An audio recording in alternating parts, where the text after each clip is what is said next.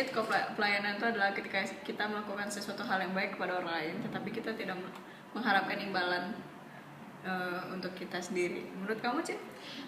Seperti melakukan pekerjaan dengan setulus hati tanpa memikirkan derajat kita itu seperti apa. Itu loh Syah, seperti yang ada di Alkitab yang cerita tentang Tuhan Yesus. Oh iya, yang mana ya? Menurut saya pelayanan itu adalah tindakan yang kita lakukan untuk melayani Tuhan atau untuk memuliakan nama Tuhan. Sebuah pelayanan itu sangat penting karena itu adalah perintah yang Tuhan suruh untuk kita melakukan pelayanan. Mengapa kita harus melayani? Kita harus melayani karena itu merupakan salah satu perintah Tuhan. Sebagaimana tertulis di Alkitab pada Yohanes 13 ayat 14 dan 15 dan juga pada Roma 12 ayat 7. Ya, nama saya Miss Karina, saya baru 1 tahun di sini di sekolah Dian Harapan. Saya mengajar BJ 1 dan BJ 2 untuk kelas 9. Miss, menurut Miss itu pelayanan itu apa? Menurut saya pelayanan itu adalah pengembalian kita kepada Tuhan. Ya, kita sudah diselamatkan, dosa kita ditanggung sama Tuhan. Ya, sebagai gantinya kita bukannya membayar, kita nggak bakal mungkin bisa pelayanan kita itu membayar dosa kita. Dosa itu terlalu banyak. Nah, pelayanan itu bagi saya sendiri adalah cara mengatakan kalau saya itu bersyukur telah ditebus. Miss udah pernah melayani di mana aja? Saya melayani di GPDI Bakti. Itu ada di Babakan, Kebonjati, dan Karawaci. Oh, oke. Kalau gitu Miss ada nggak cerita singkat itu tentang melayani? Cerita singkat ini. Cerita singkat tentang pelayanan atau pengalaman Miss melayani. Pengalaman Miss melayani. Oke. Miss pernah melayani di Panti Rehab di Sentul. Nah, di sana itu orang-orangnya kalau dilihat nggak jauh berbeda sama kita.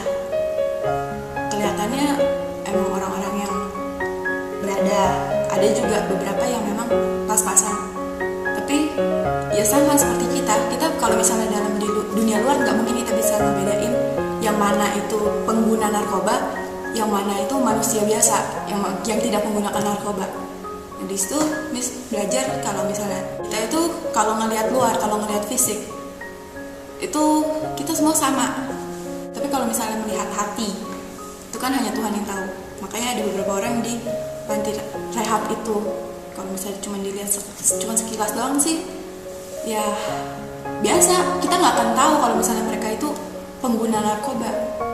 Jadi itu sih dari situ Miss belajar kalau hati itu nggak bakal bisa kita lihat. Mau seberapa terbukanya orang itu, atau mau seberapa orang itu pergi ke gereja berapa ratus kali sehari, itu nggak akan kelihatan.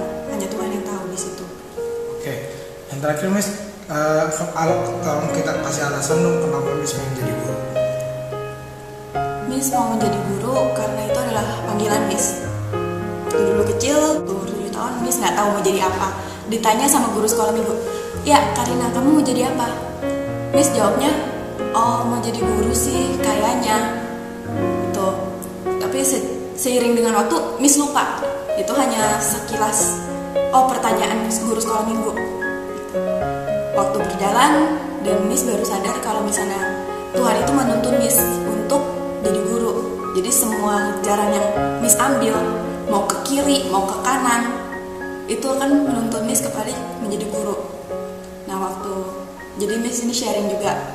Waktu Miss di UPH melamar kerja, itu awalnya Miss harusnya jadi di fakultas musik, jadi administrasi, dan langsung dibilang, "Ya, kamu interview hari ini." Miss nggak tahu itu untuk apa.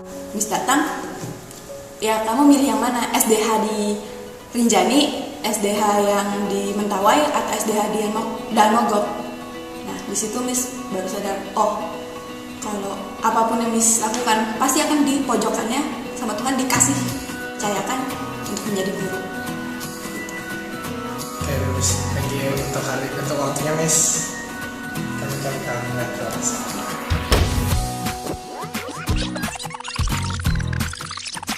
Saya belajar dari tokoh tersebut karena dia mempunyai hati yang ingin mau melayani, walaupun di tempat panti yang banyak memakai narkoba itu, dia memberanikan diri untuk melayaninya agar menjadi yang lebih baik.